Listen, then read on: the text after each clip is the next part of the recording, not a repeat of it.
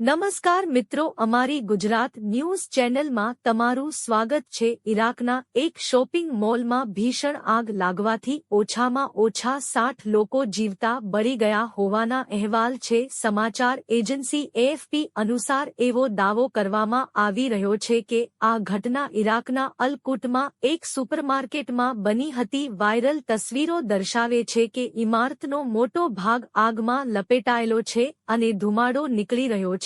આ અકસ્માત સંબંધિત એક વિડિયો સોશિયલ મીડિયા પ્લેટફોર્મ પર પણ વાયરલ થઈ રહ્યો છે, જેમાં 5 માળની ઇમારત આગમાં લપેટાયેલી જોવા મળી રહી છે। વાસિત પ્રાંતના ગવર્નર મોહમ્મદ અલમિયાહીએ સત્તાવાર ઈના ન્યૂઝ એજન્સીને જણાવ્યું હતું કે એક મોટા શોપિંગ સેન્ટરમાં લાગેલી આ આગમાં મૃત્યુ પામેલા પીડિતોની સંખ્યા લગભગ 60 થઈ ગઈ છે। રિપોર્ટ મુજબ આ મોલ માત્ર 5 દિવસ પહેલા જ ખોલવામાં આવ્યો હતો। શરૂઆતના અહેવાલોમાં કહેવામાં આવ્યું હતું કે આગ પહેલા માળેથી શરૂ થઈ હતી। એક પત્રકારે જણાવ્યું હતું કે હોસ્પિટલમાં બળી ગયેલા મૃતદેહો જોવા મળ્યા હતા। ગવર્નર મિયાહીએ આ ઘટના બાદ પ્રાંતમાં 3 દિવસનો શોક જાહેર કર્યો છે અને આ ઘટના માટે જવાબદારો સામે કાયદેસરની કાર્યવાહી કરશે।